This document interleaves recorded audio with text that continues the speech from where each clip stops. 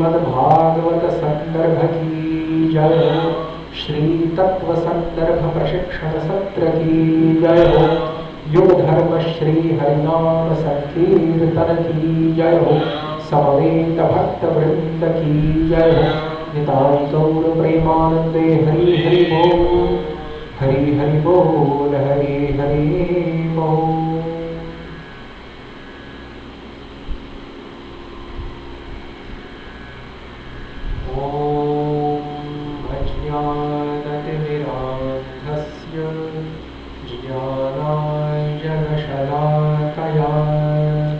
चक्षुरुन्मीलितं येन तस्मै श्रीगुरवे नमः।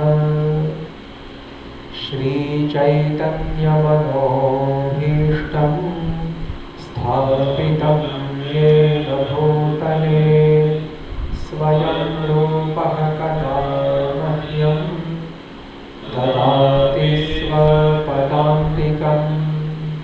वन्देऽहं श्रीगुरोः श्रीयुतपदकमलं श्रीगुरो वैष्णवांश्च श्रीरूपं साग्रजातं सहगणरघुनाथान्वितं तं सजीवं साद्वैतं सावधूतं परिजनसहितं कृष्णचैतन्यदेवं श्रीराधाकृष्णपादान् सहगणललिता श्रीविशाखान्वितांश्च।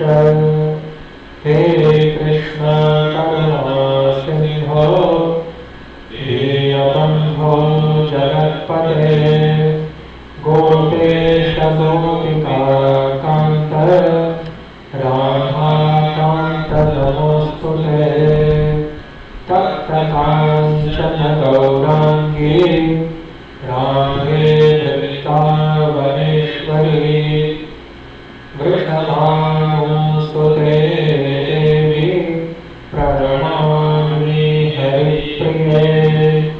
वाञ्छाकल्पतरुभ्यश्च कृपा सिन्धुभ्य एव च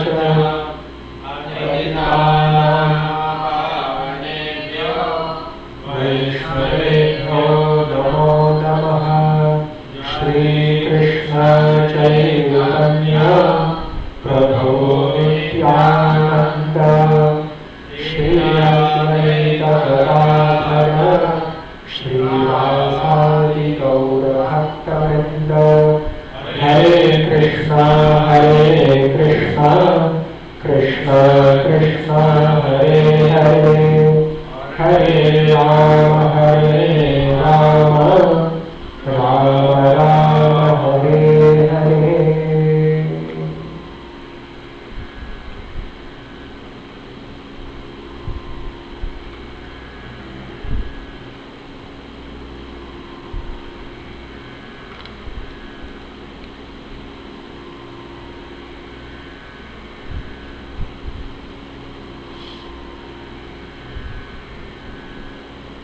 सर्वादि में श्री रूपानुगवर्ती आचार्य पादों के अत्यधिक रहणीय चरणाम्बुजों में कोटिशः अभिनंदनों को संपन्न करते हुए श्रीमद् भागवत संदर्भ के प्रथम खंड स्वरूप श्रीतत्व संदर्भ के प्रशिक्षण सत्र के 9वें दिवस का शुभारंभ करते हैं।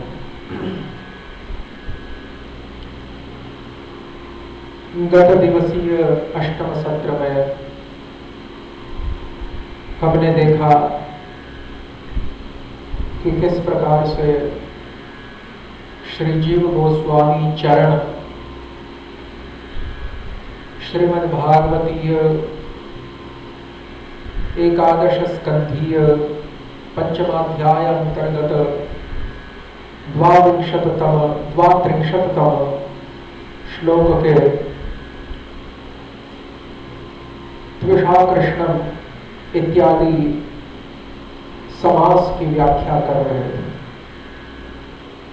एवं उसी प्रसंग में हमने यह भी देखा कि किस प्रकार से त्विषा कृष्णम समास में त्विष युक्त अकृष्णम का संधि रूप त्विषा कृष्णम होने के उपरांत छंद शास्त्र के मात्रावृत्त नियमों के आधार पर ह्रस्व आकार दीर्घ आकार में परिवर्तित होने पर त्विषा कृष्णम इस प्रकार के समास रूप को धारण कर लेता है। एवं श्री जीव गोस्वामी पाद ने त्विषा कांत्या यो अकृष्णो गौरस्तम कलौ सुमेधसो यजन्ति इस प्रकार का अर्थ किया कि जो अपनी निज देह भूता कांति के द्वारा अकृष्ण अर्थात कृष्ण वर्ण के प्रतिकूल वर्ण को अर्थात गौर वर्ण को अथवा पीत वर्ण को धारण करने वाले हैं, उन साक्षात भगवान का कलयुग में सुंदर मेधा संपन्न सुंदर प्रज्ञा संपन्न लोगों के द्वारा यजन अथवा आराधन संपन्न किया जाता है। श्याम पट अथवा यहाँ पर जो श्वेत पट है, श्वेत पट पर आप अवलोकन करते रहिएगा। और उसके पश्चात आगे की टीका में श्री जीव गोस्वामी चरण कहते हैं कि गौरत्वम च अस्य, इस कलयुग के उपास्य अवतार का जो गौरत्वम है, गौरत्वम कहने का तात्पर्य इसका जो गौरपना है, इसकी अंगभूता देहभूता कांति का जो गौरत्व है, पीतत्व है, इस पीतत्व का भी वर्णन श्रीमद् भागवत के 10वें स्कंध के 8वें अध्याय के 13वें अर्थात 13वें श्लोक में प्राप्त है। तो श्रीमद् भागवत के 10वें स्कंद का पूर्वार्ध का जो 8वां अध्याय है, उसमें किस प्रसंग का, किस लीला का, किस घटना का निरूपण हुआ है, उसमें श्री वसुदेव देवकी आदियों के द्वारा स्वीकृत यदुवंशियों के परंपरा प्रसूत जो कुल गुरु हैं, उन साक्षात ब्रह्मा जी के मानस पुत्र एवं भगवान बादरायण व्यास देव के साक्षात शिष्य एवं समस्त ज्योतिष शास्त्र विदों में सर्वाग्र गण्य दैवज्ञ मूर्धन्य शिरोमणि जो श्री गर्गाचार्य मुनि हैं, कि जिनके शिष्य वैभव में महामुनि शांडिल्य आदि भक्ति सूत्रों के प्रणेताओं का नाम आता है। महामुनि शांडिल्य जिनके शिष्य वर्गों में अन्यतम माने हैं, उन साक्षात यदुवंशियों के कुल गुरु महामुनि गर्गाचार्य के द्वारा गोष्ठ में जाकर, नंद एवं यशोमती के गोकुल में जाकर, गोष्ठ में जाकर अति रहस्यात्मक ढंग का अवलंबन करके अति गुप्त भाव से, ताकि कंस के जो गुप्तचर इतस्ततः भ्रमण कर रहे थे समग्र ब्रजमंडल में, उन गुप्तचरों को क्या, परंतु गोकुल के जो अन्यान्य विश्वस्त ब्रजवासी गोप तथा गोपी वृंद थे, कि जिनका श्री नंद महाराज के साथ अति घनिष्ठ अंतरंग एवं विश्रद्धात्मक विश्वस्त संबंध था, उन गोप तथा गोपियों के समुदाय को भी इसकी भनक तक न पहुंचे, एवं केवल श्री यशोमती, श्री रोहिणी देवी एवं श्री नंद महाराज तथा गर्गाचार्य, इन चारों के अतिरिक्त और कोई भी इस क्रिया को न जान पाए। इस प्रकार से अविज्ञापित रूप से, जिसका एडवर्टाइजमेंट नहीं किया जाता, जिसका विज्ञापन नहीं किया जाता, अविज्ञापित रूप से यहाँ पर जो अखिल कोटि ब्रह्मांड नायक श्री श्याम सुंदर है, एवं उनके तदेकात्म रूप व्रज लीला के अभिन्न अंगभूत जो श्री बलभद्र देव है, जो कि साक्षात संधिनी शक्ति के अधिष्ठात्री माने गए, कि जिन के बिना, कि जिनकी सत्ता के बगैर, जिन बलराम प्रभु की सत्ता के बगैर श्री गोलोक वृंदावन, श्री वैकुंठ, श्री अयोध्या आदि जितने भी धाम है, श्वेत द्वीप इत्यादि जितने भी धाम है, उन धामों की तथा श्री भगवान के शांत दास्य सख्य एवं वात्सल्य, इन 4 प्रकार के रसों के जितने भी परिकर हैं, समस्त भगवत स्वरूपों के, समस्त विष्णु तत्व के अंगभूत जितने भी भगवत स्वरूप है, राम नरसिंह विष्णु आदि, उन समस्त भगवत स्वरूपों के इन 4 रसों में आने वाले जितने भी नित्य सिद्ध परिकर हैं, उन समस्त नित्य सिद्ध परिकरों की भी जिन बलभद्र महाप्रभु के बगैर सत्ता नहीं है।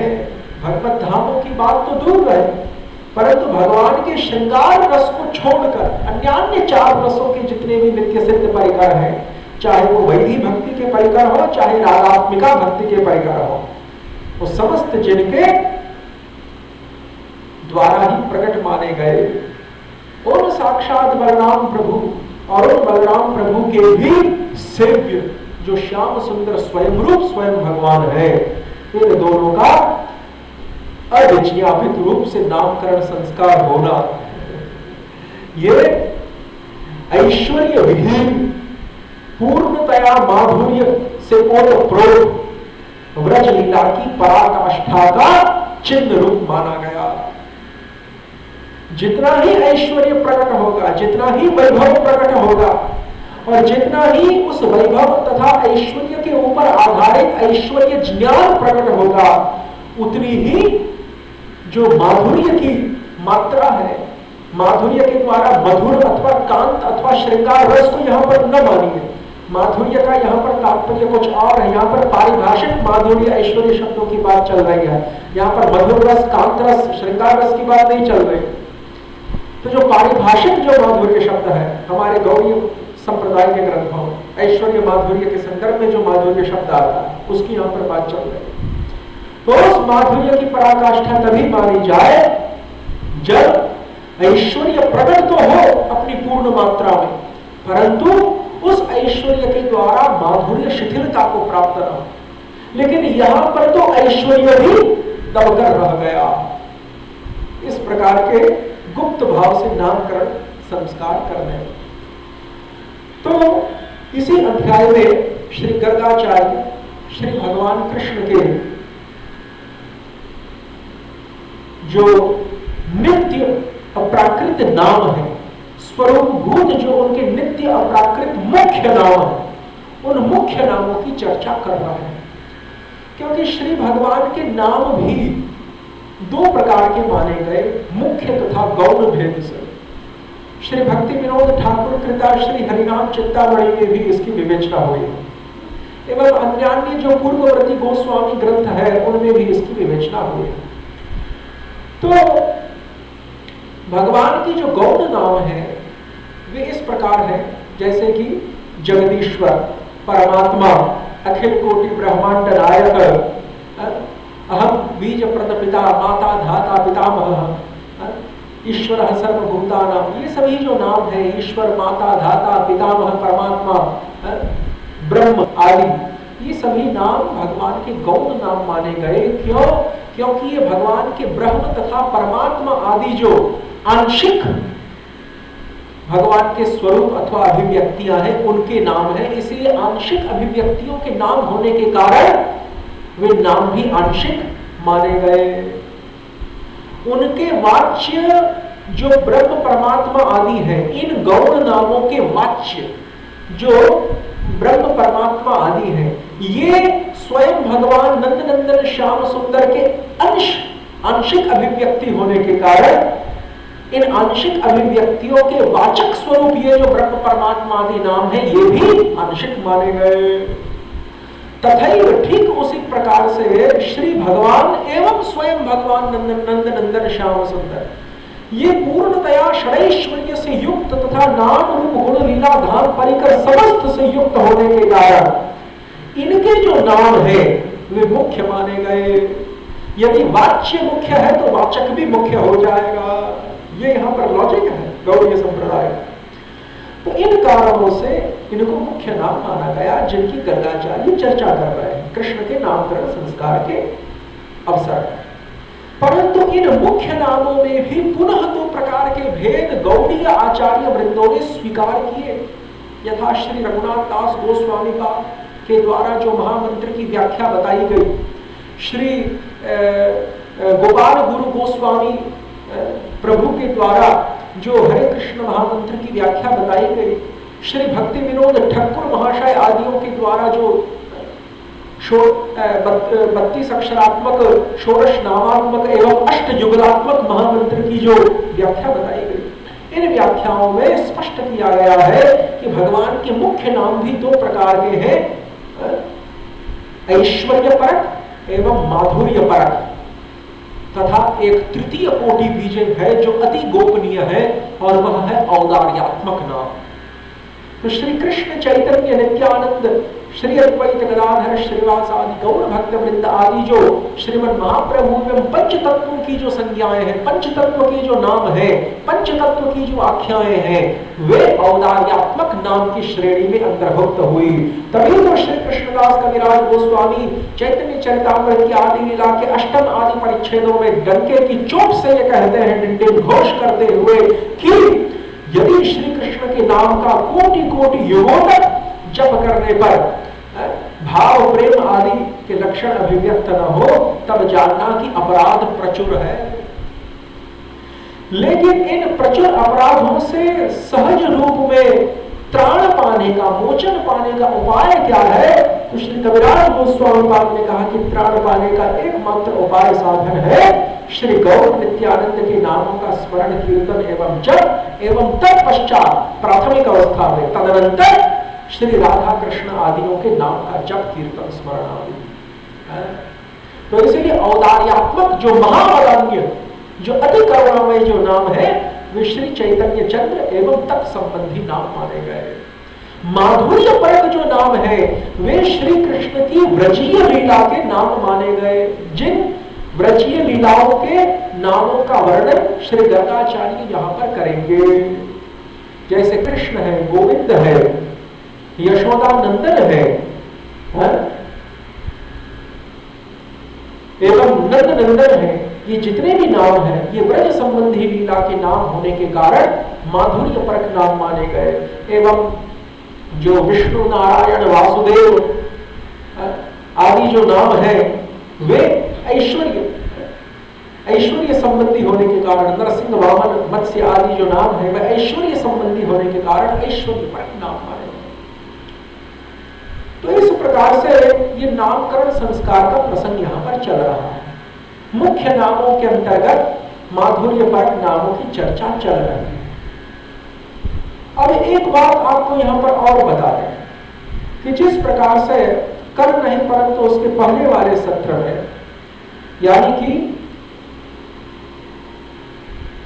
आज 9वां सत्र है, तो 7वें दिवस के सत्र में जो यह चर्चा चल रही थी कि निजावतार प्रचार प्रचारित स्वस्वरूप भगवत पद कमलावलंबित प्रेम पीयूषमय गंगा प्रवाह सहस्रम, इस समास की जब चर्चा कर रहे हैं तो ये बताया था श्री रूप गोस्वामी के लघु भागवतामृत में से एक श्लोक का उदाहरण देकर कि संत्व बहव अवताराः पुष्कर नाभस्य पंकज नाभस्य वा सर्वतो भद्राः लतास्वपि कृष्णादन्य कोपि प्रेमदो भवति। कि श्री भगवान के अवतार तो बहुत प्रकार के हुए हैं, और श्रीमद् भागवत के प्रथम स्कंद के 3 अध्याय में जब 22 ही अवतारों की सूची सूत मुनि के द्वारा शौनकादियों को बताई गई, उसके अंत में भी सूत मुनि ने कहा कि अवतारा ह्यसंख्येयाः हरेः सत्वनिधेर द्विजाः यथा विदासिनः तुल्याः सरसः स्युः सहस्रशः। कि भगवान श्री हरि के अवतार तो इतने अनंत है, अगणित है, कि जिस प्रकार से एक बहुत बड़े अगाध जलाशय में से क्षण प्रतिक्षण निरंतर सहस्रों सहस्रों छोटी छोटी जल की धाराएं और नाले निकलते और प्रस्फुटित होते रहते हैं। ठीक उसी प्रकार से कब कौन सा अवतार हो जाए, यानी अनंत अवतार है भगवान श्री हरि के।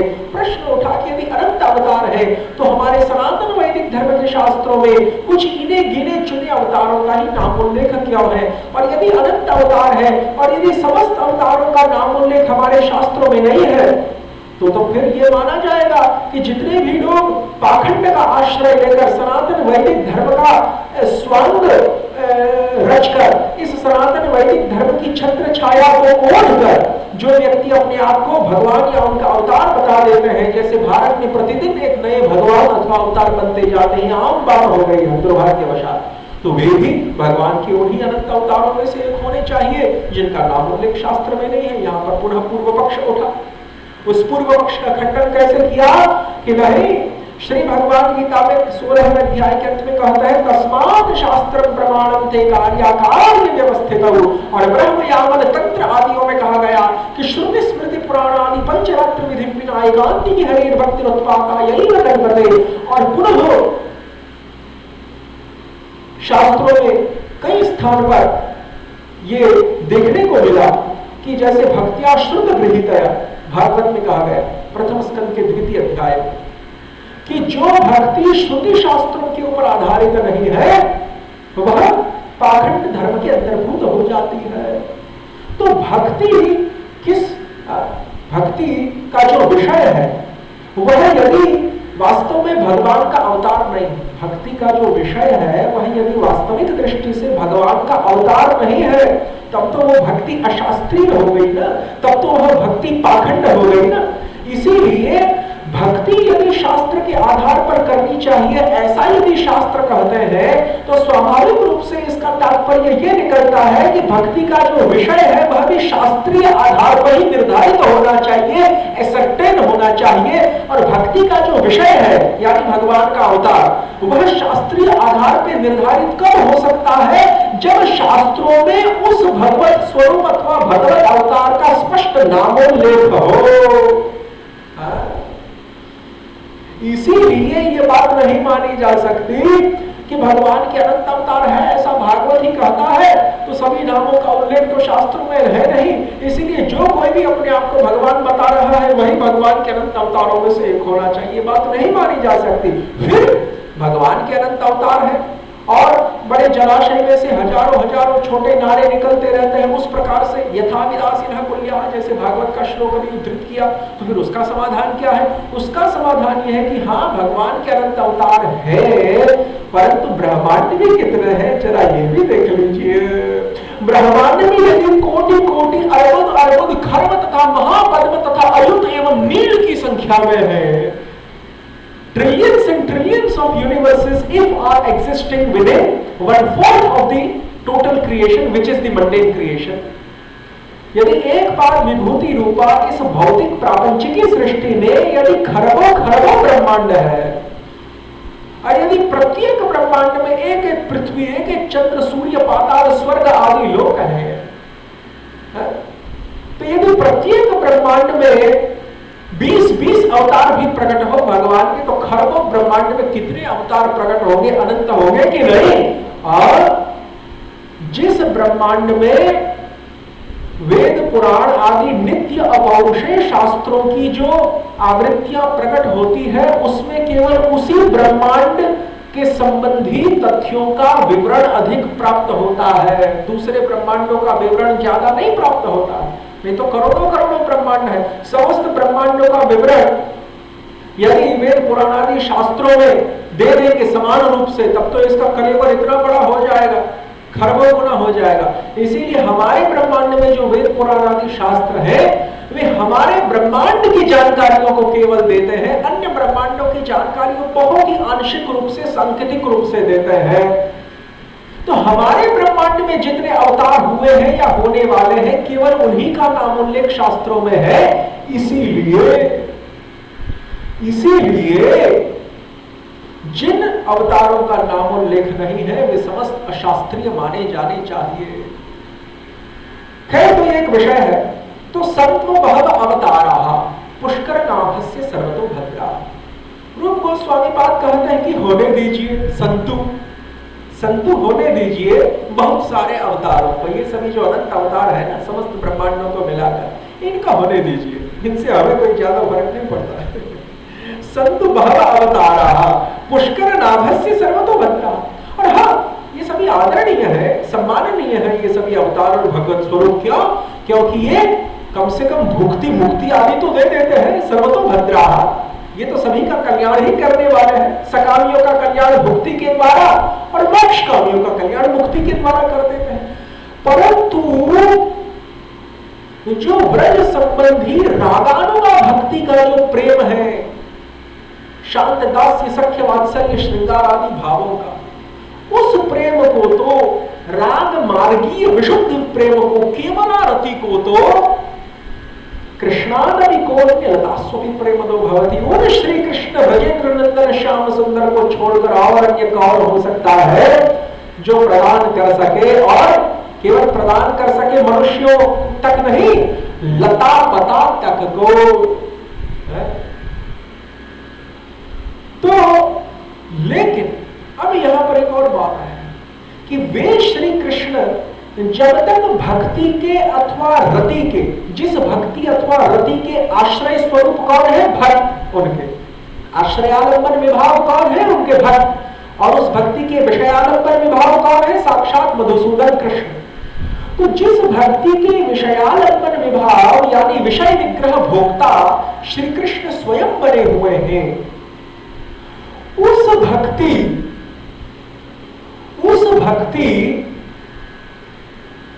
का मुक्त हस्त दान, पात्रा पात्र विचार रहित होगा, मुक्त हस्त दान वे श्री कृष्ण जो कि भक्ति के स्वयं विषय है, वे नहीं कर सकते जब तक कि वे भक्ति के आश्रय कोटि में नहीं आ जाते, यानी स्वयं भक्त भाव को धारण नहीं कर लेते। ऐसा क्यों?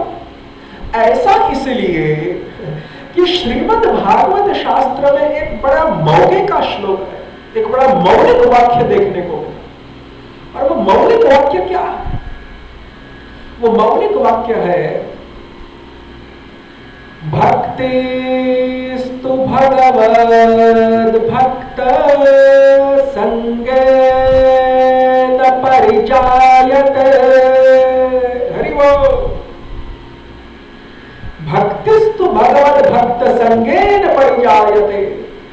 भगवान वासुदेव की जो विमला भक्ति है, खास करके यहाँ पर पराभक्ति प्रेमा भक्ति की बात कर रहे हैं, उस प्रेमा भक्ति की बीज रूपा साधन रूपा जो भक्ति है, वह कहां से प्राप्त होती है? भगवत भक्तों के संग से प्राप्त होती है। परिजायते, वह भगवत भक्ति कोई अनादिकाल से जीवों के हृदय में पड़ा हुआ कोई सुप्त पदार्थ नहीं, क्योंकि यदि वो ह्लादिनी की अंशभूता गुह्य विद्यात्मिका विशुद्ध सत्वात्मिका वो भगवत भक्ति, अब प्रश्न उठा कि भैया साधन भक्ति को आप विशुद्ध सत्वात्मिका क्यों कह रहे हैं? वो तो भाव और प्रेमा भक्ति है जो कि विशुद्ध सत्वात्मिका है और ह्लादिनी की अंशभूता है और गुह्य विद्या की वृत्ति है। आप तो साधन भक्ति को यहाँ पर ये सब बता रहे हैं, साधन भक्ति तो ह्लादिनी की अंशभूता थोड़ी है। नहीं, साधन भक्ति भी ह्लादिनी की अंशभूता है, क्योंकि साधन भक्ति जिस शास्त्रीय पारमार्थिकी श्रद्धा से उत्पन्न होती है, फिर चाहे वो वैदिक साधन भक्ति हो, चाहे रागानुगा साधन भक्ति हो, फिर चाहे वो भगवत लीला माधुर्यमयी लोकमयी श्रद्धा से प्रकट होने वाली रागानुगा साधन भक्ति हो, चाहे वो शास्त्रार्थ अवधारणामयी श्रद्धा से उत्पन्न होने वाली वैदिक साधन भक्ति हो। द्रष्टव्य है रागवर्त्म चंद्रिका।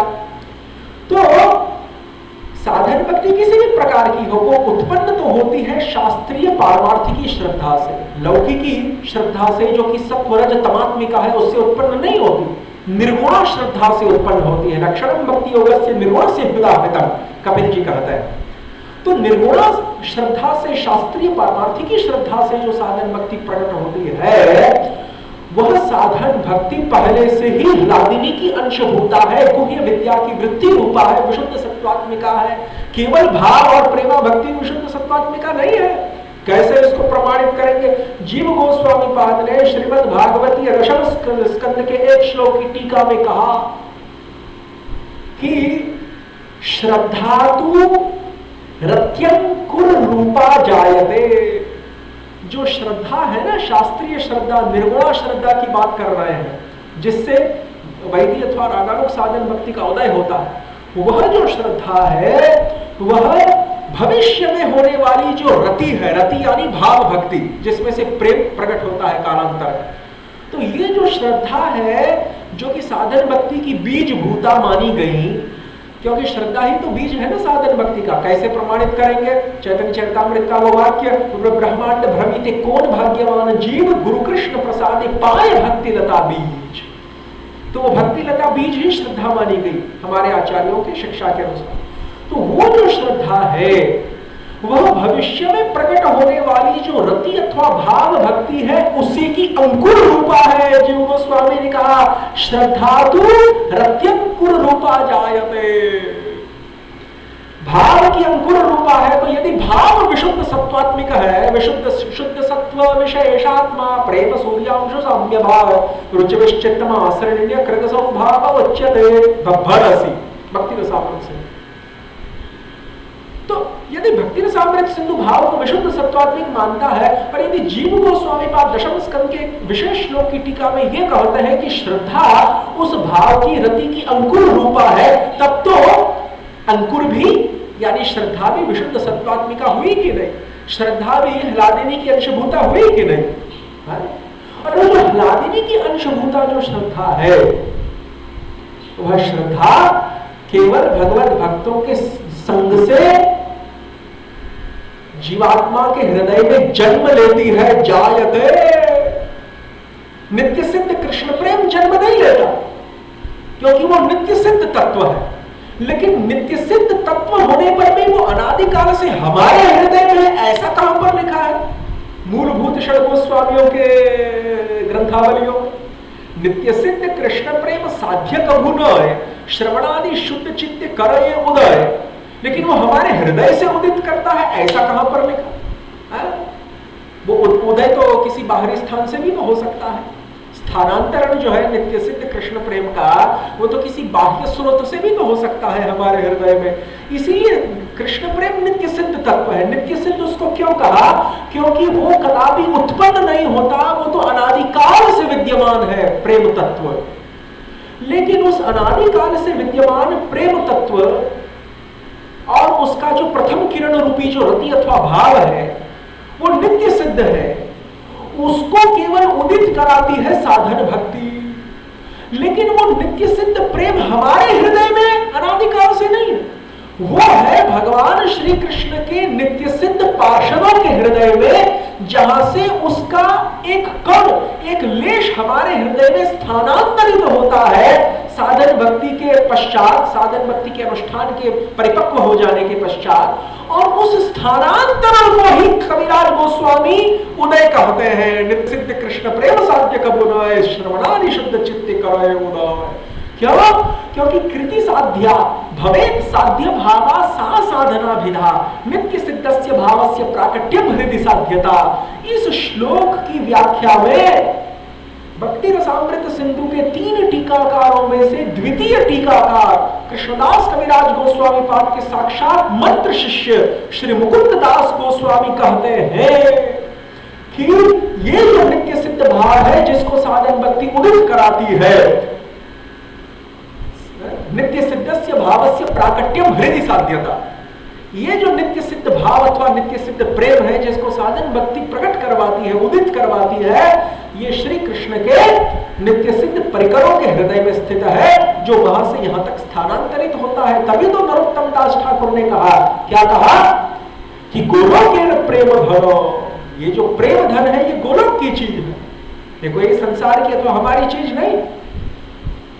और वैसे तो कहने का तात्पर्य, और यदि प्रेम अनादिकाल से हमारे हृदय में ही पड़ा होता, तब श्री नारद भक्ति सूत्र में श्री नारद जी ने यह न कहा होता कि गुण रहितम कामना रहितम प्रतिक्षण वर्धमानम अविच्छिन्नम।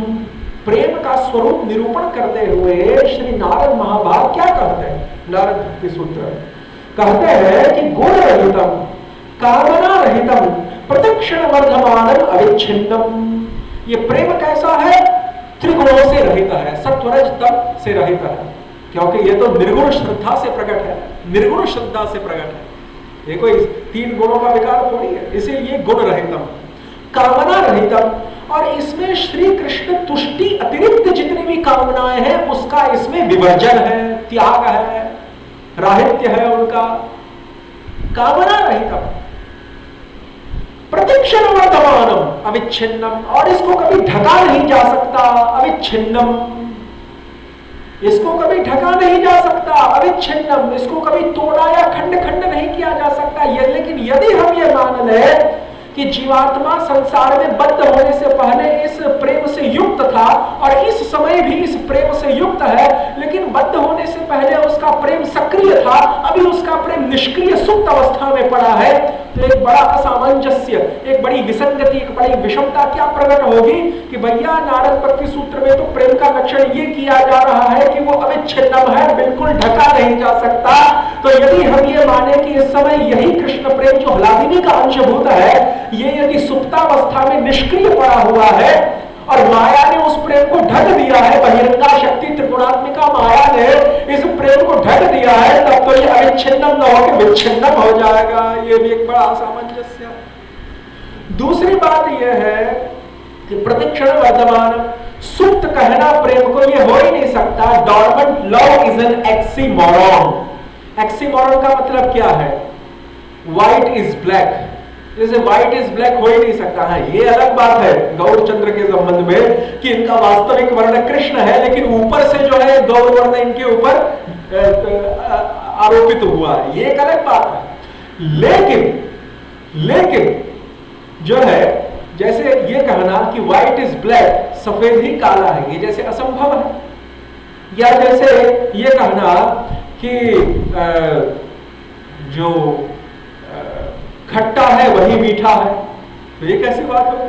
दोनों तो एक साथ नहीं रह सकते। तो इसीलिए जो पदार्थ खट्टे और मीठे होते हैं, लेकिन उसमें जो अम्ल भाग होता है वो मिष्टता युक्त नहीं होता, उसमें अम्ल भाग अलग से प्रतीत होता है, मिष्ट भाग अलग से प्रतीत हो। मान लीजिए एक ही खाद्य पदार्थ में अम्ल और कटु, अम्ल और मिष्ट दो स्वाद हो, तो अम्ल स्वाद अलग अंश में, मिष्ट स्वाद अलग अंश में। ये कभी नहीं हो सकता कि अम्लांश में मिष्टांश हो, नहीं तो अम्लांश ही मिष्ट हो जाएगा, मिष्ट ही अम्ल हो जाएगा। ऐसा कभी नहीं होता, वो तो पृथक पृथक ही रहता है। तो कहने का तात्पर्य यह है कि जिस प्रकार से व्हाइट इज ब्लैक ये कभी नहीं हो सकता, उसी प्रकार से भगवत प्रेम, कृष्ण प्रेम जो हलादिनी का अंशभूत है, विशुद्ध सत्वात्मक है, वो उसको सुप्त कहना, सुप्त का मतलब निष्क्रिय हो, डॉर्मेंट अंग्रेजी में, वो कदापि नहीं हो सकता। जहां जहां पर भी अर्वाचीन गौड़ी आचार्यों ने सुप्त शब्द का प्रयोग किया, वो तो जीव की तटस्थावृत्ति की अनुभूता जो प्रीति की वृत्ति है उसको वहां पर लक्षित किया गया है। क्यों? क्योंकि श्री कृष्ण प्रेम जो हलादिनी का अंशभूत है, जिसको हम वास्तविक प्रेम मानते हैं, जो अभी तक हमें प्राप्त नहीं है, जो तो साधन भक्ति के द्वारा उदित किया जाएगा, वो प्रेम तो उसके विषय तो केवल एक ही हो सकते हैं। भक्ति रसामृत सिंधु विषयालंबन विभाव रति का प्रेम का क्या माना गया? कृष्णश्च कृष्ण भक्ताश्च बुधैरालंबना मताः रत्यादेन विषयत्वेन तथा आधारतयापि। तो रति के विषय तो एकमात्र श्री कृष्ण ही हो सकते हैं, लेकिन वहां पर जब आचार्य, अर्वाचीन आचार्य ये कहते हैं कि नहीं नहीं देखिए, इस समय जो बद्ध जीवों की जो प्रेम करने की वृत्ति है, loving tendency of the condition living entities, that is misdirected. वो बद्ध जीवों की जो प्रेम करने की वृत्ति है वो इस समय गलत स्थान पर न्यौछावर की जा रही है उन जीवों के द्वारा, माया अपहृत ज्ञान होने के कारण। जीव, बद्ध जीव अपने प्रेम करने की वृत्ति को गलत स्थान पर, गलत पात्र में दे रहे हैं, गलत वस्तुओं के साथ, स्त्री पुत्र कलत्र आदि जो अहमता ममता युक्त जो संसार के विषय हैं, उनमें गलत स्थानों पर उस प्रेम को कर रहे हैं।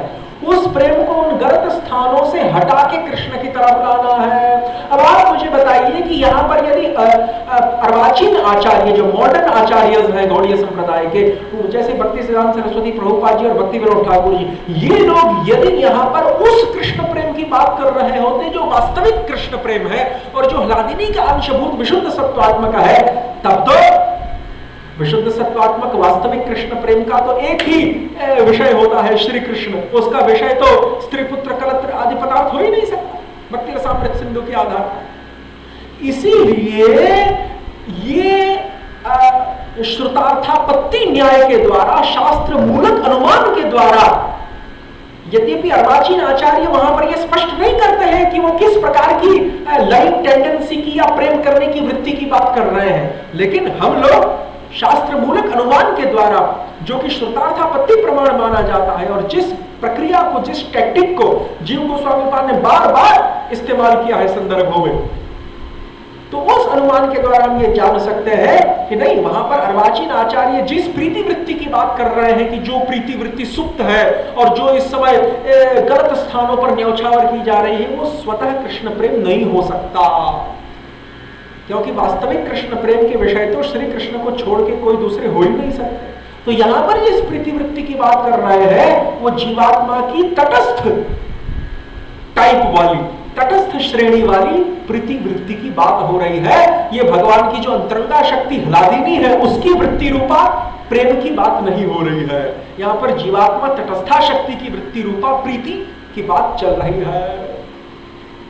तो इसीलिए वो जो प्रीति है वो मायाबद्ध अवस्था में हम लोग स्त्री पुत्र कलत्र आदि पदार्थों में मोड़ देते हैं, लेकिन जब ये ज्ञान होगा कि हमें कृष्ण की सेवा करनी है, तो वही जो तटस्थाख्या जो प्रीति वृत्ति है उसको हम श्री कृष्ण की तरफ मोड़ेंगे और उसको कहेंगे जीव की श्री कृष्ण सेवा करने की लालसा।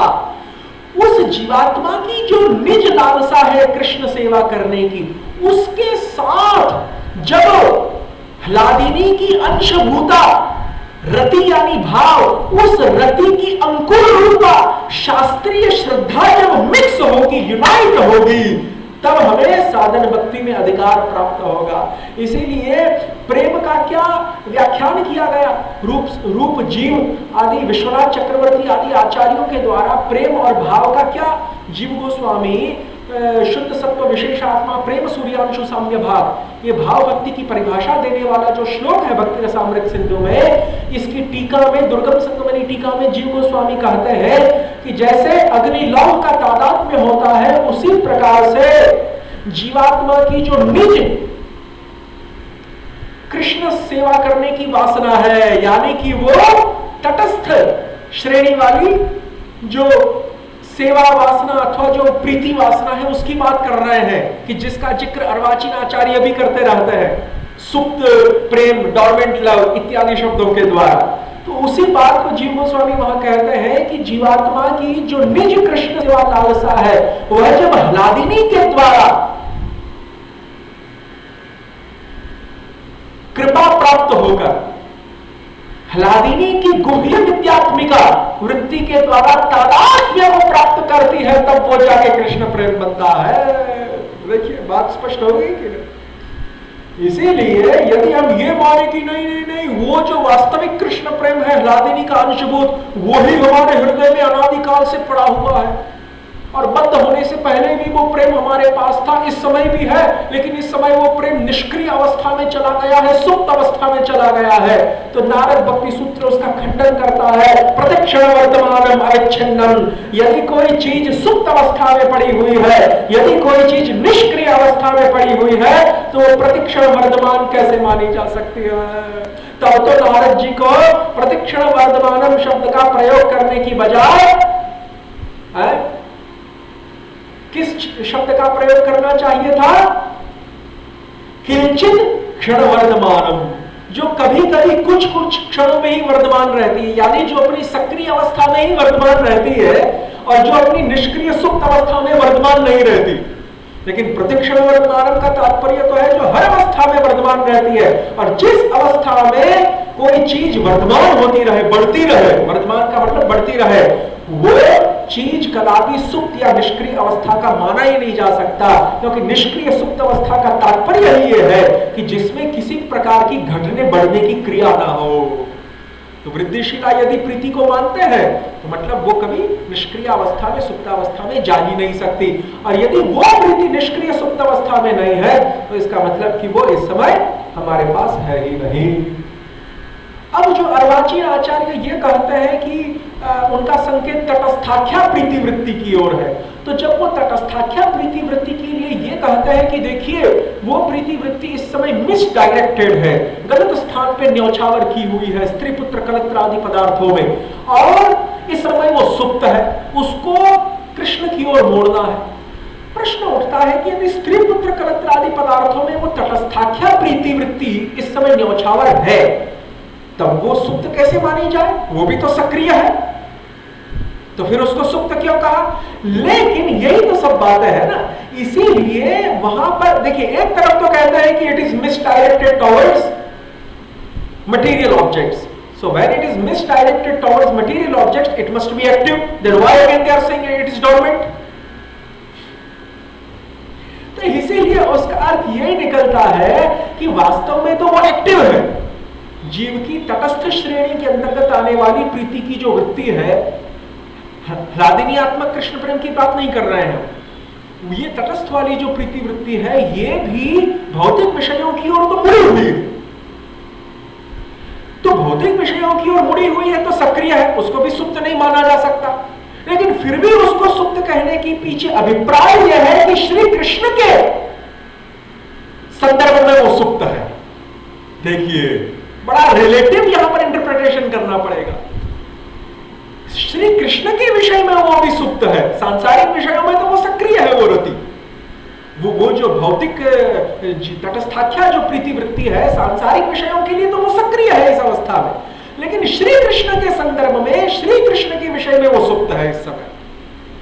इसलिए बड़ा यहाँ पर जो है ऐसे ही नहीं कि आप जो है आंख मूंद के सभी अर्थ निकाल लें शास्त्रों का, बहुत विचार करके कि कहीं हमारे एक अर्थघटन का शास्त्रों के अन्य अंशों के साथ मेल या मेल तो खा रहा है, कहीं ऐसा न हो कि हमारा एक प्रकार का अर्थघटन शास्त्र के दूसरे अंशों के साथ मेल ही न खाए। इसीलिए बड़ा सामंजस्य पूर्वक जो अर्थघटन किया जाता है वही वास्तव में शास्त्रों का सिद्धांत माना जाता है। तो कहने का तात्पर्य ये था कि ऐसा जो दुर्लभ कृष्ण प्रेम है उसको केवल भगवान का भक्त दे सकता है। भक्तिस्तु भगवत भक्त संगेन परिजायते, और परिजायते ये जो भक्ति है ये भगवान के भक्तों के संग से प्रकट होती है। तो श्री भगवान को भी भक्त बनना पड़ेगा, तभी उनके संग से जीवात्माओं को भगवान की प्रेमा भक्ति का लाभ होगा। यदि श्री भगवान भक्त की भूमिका में नहीं आएंगे, केवल रति के विषयालंबन विभाव ही बनकर रह जाएंगे, आश्रयालंबन विभाव नहीं बनेंगे, तब तक श्री कृष्ण प्रेम का दान नहीं कर सकते। प्रेम का दान तो भगवत भक्ति ही कर सकता है। भक्तिस्तु भगवत भक्त संगेन परिजायते। और भी एक प्रमाण देते हैं, क्या? कपिल देव के द्वारा तीसरे स्कंद में कहा गया, सताम प्रसन्नताम मम वीर्य संविदो जीवन्ति सताम प्रसन्नान मम वीर्य संविदो भवन्ति हृत्कर्णरसायनः कथा तज्जोषणादाश्वपवर्गवर्त्मनि श्रद्धा रति ही भक्ति ही अनुक्रमिष्यति। सबसे पहले भगवान के भक्तों के संग से क्या होगा? श्रद्धा का उदय होगा, जो कि रति की अंकुर रूपा है, वो भी विशुद्ध सत्वात्मिका है। फिर श्रद्धा से क्या उत्पन्न होगा? श्रद्धा यानी साधन भक्ति। साधन भक्ति के द्वारा क्या प्रकट होगा? द्वितीय अवस्था भाव भक्ति रति की अवस्था प्रकट होगी। श्रद्धा रति भक्ति अनुक्रमिष्यति। और रति के पश्चात जो तृतीय अवस्था है, जिसको कपिल देव जी केवल भक्ति शब्द के द्वारा कहते हैं, यानी प्रेम की पंचम पुरुषार्थ प्रेम की अवस्था, प्रेमा भक्ति, जिसको परा भक्ति या साध्या भक्ति कहा गया। वास्तव में वही भक्ति है, साधन भक्ति को तो भक्ति इसीलिए माना जाता है क्योंकि वो वास्तविक प्रेमा भक्ति की प्रथम अवस्था है। ये भी जीव गोस्वामी बात स्पष्ट करते हैं भक्ति रसामृत सिंधु की दुर्गम संगमनी टीका में कि जिस प्रकार से यज्ञ करने से पहले वास्तविक यज्ञ किसको माना जाए, वास्तविक जो द्रव्य यज्ञ है वो किसको माना जाए कि जिसमें समिधा घृत आदि द्रव्यों का प्रक्षेपण किया जाए सुख एवं सुरवा के द्वारा, ऋत्विज यजमान पुरोहितों के द्वारा। ऋत्विज और यजमान और पुरोहित है उनके द्वारा श्रुक सुरभा, वो जो चमचा होता है लकड़ी का बना यज्ञों के लिए, उस श्रुक सुवा के उपयोग के द्वारा समिधा घृत आदि पदार्थों के द्वारा जो आहुतियां जो प्रक्षिप्त की जाती है, फेंकी जाती है यज्ञ कुंड में, जिसको याग या हवन कहते हैं, वो भी तो वास्तविक यज्ञ है जिसमें स्वाहा स्वाहा बोला जाता है कि हम फलाने ढिकने देवता के प्रति ये हम समर्पित करते हैं, लेकिन वो वास्तविक यज्ञ है। लेकिन वेदों के जो ब्राह्मण भाग है तथा जो श्रौत स्मार्त आदि जो सूत्र हैं वेदों के, एवं जो वैदिक कर्मकांड करने के जितने भी शास्त्र अथवा जो ग्रंथ हैं उन सभी में केवल आहुति वाले भाग को ही यज्ञ नहीं माना। जो वास्तविक यज्ञ तो वही है जिसमें आहुति दी जाए, परंतु केवल आहुति वाले भाग को यज्ञ नहीं माना। यज्ञ की जो पूर्वांग रूपा क्रिया है, यज्ञों की जो पूर्वांग रूपा क्रिया है, जैसे यज्ञ के लिए स्थान को चुनना, उस स्थान की शुद्धि करना, फिर जो है उस स्थान का माप निकालना, ब्राह्मण ग्रंथों में और श्रौत सूत्रों में, कल्प सूत्रों में दिए गए नियमों के अनुसार यज्ञ के लिए जो भूमि है उसका नाप लेना, फिर उसके ऊपर मंडप बांधना, फिर यज्ञ की सामग्रियों को इकट्ठा करना, ये सभी काम जो वास्तविक यज्ञ नहीं है, जो होम वाला अंश नहीं है, आहुति वाला अंश नहीं है, लेकिन वास्तविक यज्ञ न होने पर भी ये सभी जो यज्ञ के पहले होने वाली जो क्रियाएं हैं, यज्ञ की पूर्वांग रूपा जो क्रियाएं हैं, ये भी जिस प्रकार से यज्ञ ही मानी गई श्रौत सूत्रों के, ब्राह्मण ग्रंथों के आधार पर कि जिसमें कर्मकांड की क्रियाओं का उल्लेख है, उसमें ये पूर्वांग क्रियाएं भी जैसे यज्ञ मानी गई, उसी प्रकार से जीव गोस्वामी कहता है कि वास्तविक भक्ति तो पंचम पुरुषार्थ रूपा प्रेमा भक्ति है, परंतु प्रेमा भक्ति की पूर्वावस्था होने के कारण साधन भक्ति भी भक्ति नाम से पहचानी जाती है। वास्तविक भक्ति तो केवल प्रेमा भक्ति है। तभी तो कपिल देव जी प्रेमा भक्ति को केवल भक्ति शब्द के द्वारा उपदिष्ट कर रहे हैं। श्रद्धा रतिर भक्ति अनुक्रमिष्यति, क्योंकि वास्तविक भक्ति तो केवल प्रेम है, प्रेमा भक्ति ही वास्तविक भक्ति है। साधन भक्ति तो पूर्वांग रूपा क्रिया होने पर भी वो भक्ति का एक दृष्टि से भाग मानी गई। तो पहले श्रद्धा, फिर रति यानी भाव, और फिर प्रेम। और ठीक उसी श्रीमद् भागवत के इसी श्लोक के आधार पर रूप गोस्वामी ने भक्ति रसामृत सिंधु में भी भक्ति की 3 अवस्थाओं के भेद कर दिए, साधन भक्ति, भाव भक्ति और प्रेम। एकदम भागवत के अनुसार चले हैं श्री रूप गोस्वामी पाद। मनस्विता का उन्होंने आश्रय नहीं लिया, जैसे मधुसूदन सरस्वती पाद ने तो अपना जो भगवत भक्ति रसायनम ग्रंथ है, जिसमें वे असफल रूप से भक्ति का उन्होंने विवेचन किया, उसमें तो उन्होंने भागवत का इस प्रकार से आधार नहीं लिया। लेकिन रूप गोस्वामी पाद तो पूरा भागवत की मूड के अनुसार ही चला है भक्ति रसामृत सिंधु। तो इस प्रकार का जो दुर्लभ कृष्ण प्रेम है वह केवल सता प्रसन्नान मम वीर्य सम्मिलित। कपिल देव जी कह रहे हैं कि केवल मेरे जो विशुद्ध भक्त है उनके संग में ही श्रद्धा, रति और भक्ति तीनों का लाभ होता है। इसीलिए श्री गौरचंद्र को निज भगवत्ता का आवरण करना पड़ा, निज बहिही भगवत्ता का और आंतरिकी भगवत्ता का, दोनों का आवरण करना पड़ा अपनी सर्वश्रेष्ठ भक्ता श्रीमती राधिका की बहिही पीठ कांति के द्वारा और आंतरिक मदनाख्य महाभाव के द्वारा। और जब वे भक्त भाव में आ गए तब जाकर वो प्रेम दान में समर्थ हुए। यही यहां पर रहस्य है।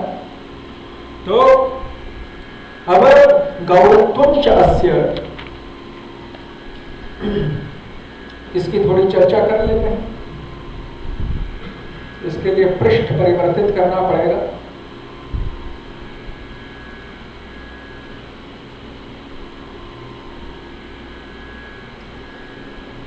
अभी ऐसे चैतन्य चंद्र का जो गौरत्व है, इनका जो गौरपना है, उसका वर्णन कहां पर हुआ शास्त्रों?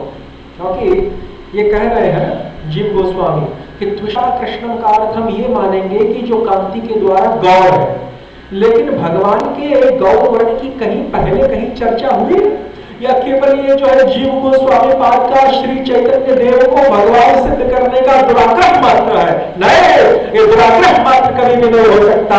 इसकी चर्चा हुई है पर कहां पर? श्रीमद् भागवत के गर्गाचार्य के नामकरण वाले प्रसंग में दशम स्कंद के 8वें अध्याय के 13वें श्लोक।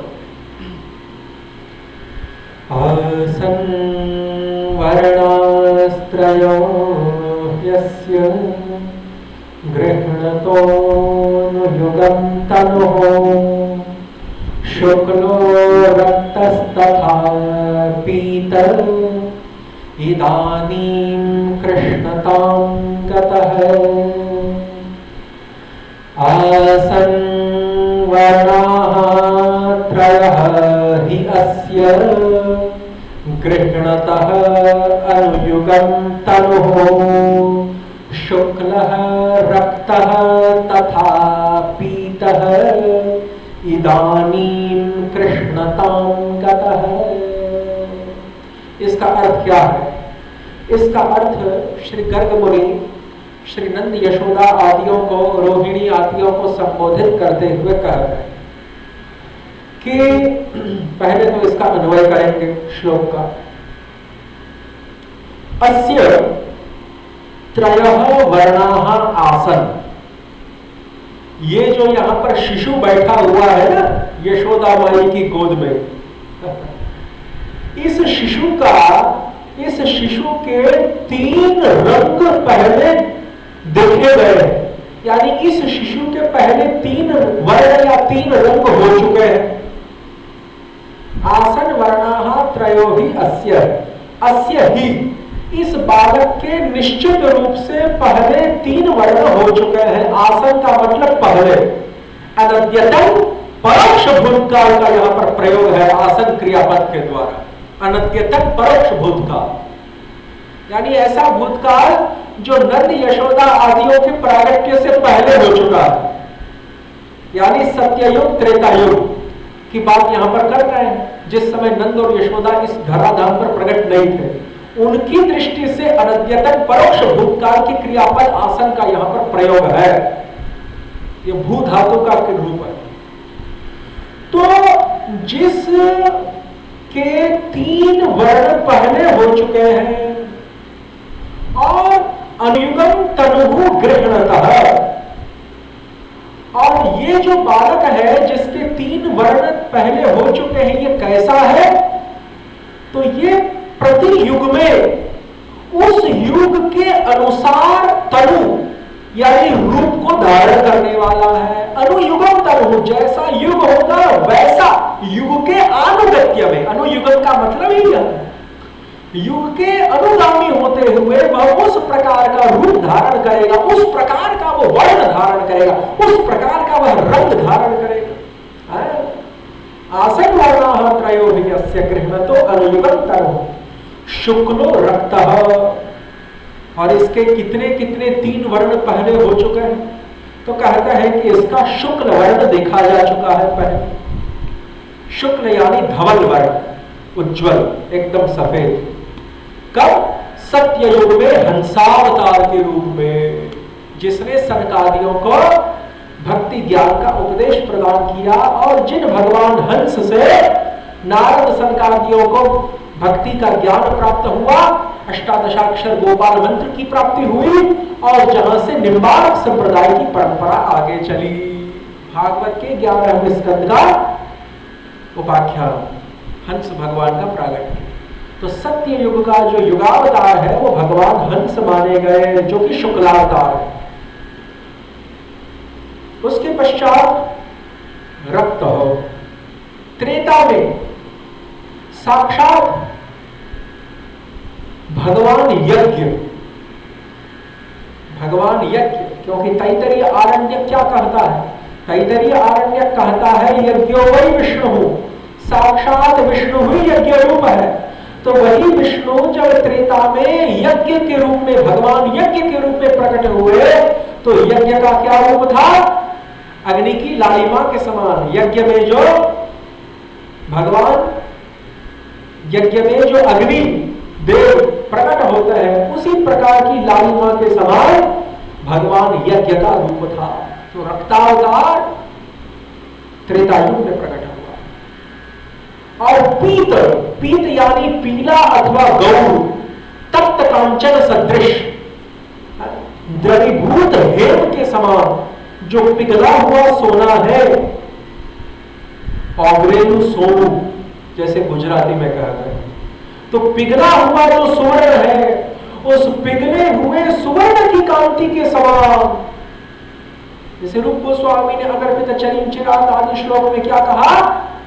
द्युति कदम्ब संदीपिता, पूर्ण द्युति कदम्ब संदीपिता। तो उसी प्रकार से पीत यानी तप्त हेम की आभा के सदृश गौर वर्ण। तो ये भी पहले हो चुका है आसन। इदानीं कृष्णतां गतः। और ये जो पीत वर्ण है, ये कहां पर, किस युग का अवतार माना गया? क्योंकि शुक्ल तो सत्य युग का, रक्त तो त्रेता युग का, और पीत वर्ण कलयुग का है। क्योंकि द्वापर के अंत में प्रकट होने वाले श्री श्याम सुंदर के लिए गर्गाचार्य कहते हैं कि इदानीं कृष्णतां गतः। इस समय द्वापर के अंत में तो ये जो बालक है, ये काले रंग को प्राप्त हुआ है। कृष्णतां गतः, ये कृष्ण वर्ण को प्राप्त हुआ है। नवीन नीरद यानी बरसाती मौसम के, वर्षाकालीन ऋतु के जल से युक्त मेघमाला के सदृश जो श्याम वर्ण है, जो कृष्ण वर्ण है, उससे समुद्भासित है ये बालक इस समय द्वापर में। तो द्वापर में यदि कृष्ण वर्ण माना जाए, त्रेता में यदि रक्त वर्ण माना जाए, सत्य में यदि शुक्ल वर्ण माना जाए, तो बचा कौन सा? पीत वर्ण। और बचा कौन सा युग? सत्य युग हो गया, त्रेता हो गया, द्वापर हो गया। तो बचा कौन सा युग? कलयुग बचा। तो बचा कलयुग और बचा पीत वर्ण। तो कलयुग का वर्ण पीत माना जाएगा। इसी बात को श्री जीव गोस्वामी कहते हैं, इति अतः पारिशेष्य प्रमाण लब्धम। देखिए वहां पर इतः पारिशेष्य प्रमाण लब्धम। जीव गोस्वामी कहते हैं कि पारिशेष्य प्रमाण के द्वारा अपने आप यह स्वतः सिद्ध हो जाता है।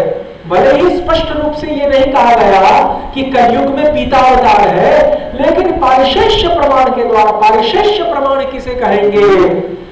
That which is left in the end. जो बचा खुचा रहा, वो बचा खुचा अपने आप निर्धारित हो जाता है। क्योंकि सत्य युग में शुक्लावतार माना, त्रेता में रक्तावतार माना, और इदानीं यानी द्वापर युग में कृष्ण वर्ण माना। तो बचा कौन सा? चौथा युग, कलयुग बचा। जिस कलयुग में जो चौथा वर्ण है पीत वर्ण, वो बचा रहा, वो कलयुग के साथ कॉरस्पॉन्ड हो जाएगा।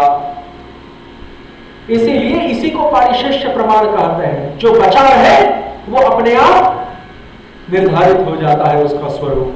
तो इत्यतः पारिशेष्य प्रमाण लब्धम, परिशेष प्रमाण के द्वारा यह सिद्ध हो जाता है कि कलयुग में भगवान का पीतावतार है। यहां पर ब्रह्म संहिता के 5वें अध्याय का जो प्रथम श्लोक है, ईश्वरः परमः कृष्णः सच्चिदानंद विग्रहः अनादिरादिर गोविंदः सर्व कारण कारण, वहां पर भी श्री कृष्ण ही स्वयं भगवान है।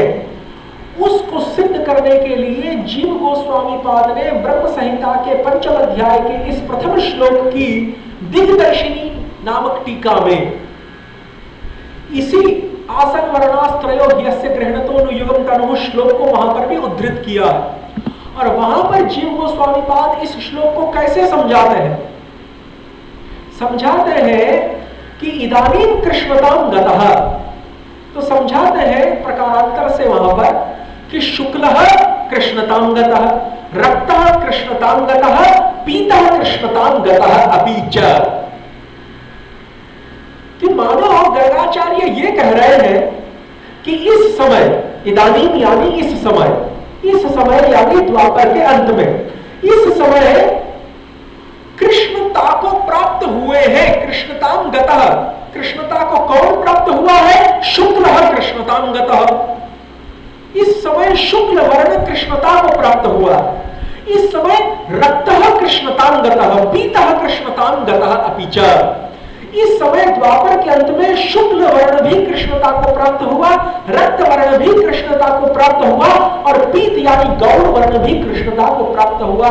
इसके द्वारा क्या सूचित कर रहे हैं गर्गाचार्य? इसके द्वारा यह सूचित कर रहे हैं कि जो पीत अथवा गौर वर्ण है श्री चैतन्य चंद्र, वे तो साक्षात कृष्ण है ही, इसलिए वो तो कृष्णता को प्राप्त हो, इसमें तो कोई संदेह नहीं है।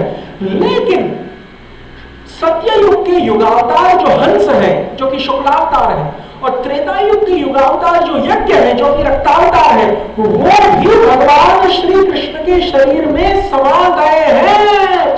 समस्त जो युगावतार है वो श्री श्याम सुंदर के शरीर में समाये हुए हैं। कृष्णताम गतः, कृष्णता को प्राप्त हुआ है। शुक्ल वर्ण रक्त वर्ण ये दोनों, ये अर्थ निकाला जीव गोस्वामी पाद ने। देखिए क्यों? क्योंकि श्री कृष्ण अंशी है, श्री कृष्ण स्वयं भगवान है, इसीलिए शुक्ल तथा त्रेता युगों के, सत्य तथा त्रेता युगों के जो युगावतार है वो अंश सदृश होने के कारण वो अंशी में मर्ज हो जाएंगे। जब अंशी का प्रागट्य होगा तब।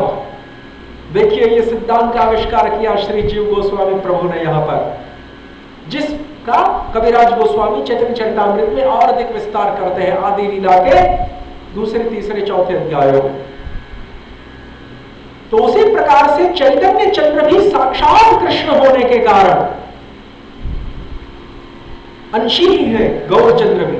कैसे सिद्ध है? क्योंकि गरुड़ पुराण का वो श्लोक, यो रे व्रजवल्लभी रमयते वृंदावने अहर्निशम् यह कंसं निजधार कौरवरणे यह पांडवानां सखा। फिर क्या कहा कि सोयं वैष्णव दंड मंडित भुजः संन्यासवेशः स्वयं स गौरोक्षिति मंडले। इस प्रकार का पूरा श्लोक है। तो कहने का तात्पर्य यहां पर यह है कि यो वे में व्रज वल्लभी रमयते, जो अहर्निश इस समय भी नित्य निरंतर वृंदावन की अप्रकट नित्य लीला में नित्य निरंतर इस समय भी अहर्निश भाव से सतत रूप से जो श्री कृष्ण व्रज वल्लभियों के साथ रमण कर रहे हैं। यो रे में व्रज वल्लभी रमयते वृंदावने अहर्निशम यह कंसम निजधार कौरवरणे, और जिन्होंने प्रकट लीला के दौरान कंस को मौत के घाट उतारा, उसकी चुटिया को पकड़, ऐसा वर्णन है दशम स्कंद में, चुटिया से उसको घसीट कर मौत के घाट उतारा। निजधार कौरवरणे यह पांडवानां सखा, और जो कुरुक्षेत्र के सम्रांगण में पांडव श्रेष्ठ अर्जुन के सखा और सारथी तक बनने में नहीं हिचकिचाए, संकोच का अनुभव नहीं किए। वही स्वयं वैष्णव दंड मंडित भुज, वही श्री कृष्ण सो अयम, उसका कोई अंश नहीं, उस श्री कृष्ण का, उस व्रजेंद्र नंदन श्याम सुंदर का कोई अंश नहीं, उसका कोई विलास नहीं, उसका कोई प्राभव प्रकाश वैभव प्रकाश नहीं, उसका कोई युगावतार मनवंतरावतार लीलावतार शक्त्यावेशावतार जीव शक्त्यावेश भगवत शक्त्यावेश आदि अंश कला आदि, उसका किसी भी प्रकार का अंश नहीं। वो स्वयं ही सह अयम सोयम वैष्णव दंड मंडित भुजः, वही श्री कृष्ण विष्णु भक्ति को प्रधान रखते हुए जिन्होंने संन्यास वेश को ग्रहण किया, यानी जिन्होंने वैष्णव संन्यास को ग्रहण किया, स्वयं वैष्णव दंड मंडित, और जिनका भुज संन्यास के दंड के द्वारा मंडित यानी अलंकृत हुआ, संन्यास वेश स्वयं। क्षिति तले प्रादुर्भूतो चैतन्य रूप। और वही इस समय कलयुग में क्षिति मंडल में चैतन्य रूप प्रभु, चैतन्य रूप प्रभु के रूप में प्रकट हुआ है, ऐसा स्पष्ट चैतन्य नामोल्लेख के साथ गरुड़ पुराण कहता है। इसीलिए चैतन्य चंद्र भी साक्षात कृष्ण होने के कारण उनमें भी शुक्लावतार तथा रक्तावतार दोनों का प्रवेश स्वीकार करना पड़ेगा।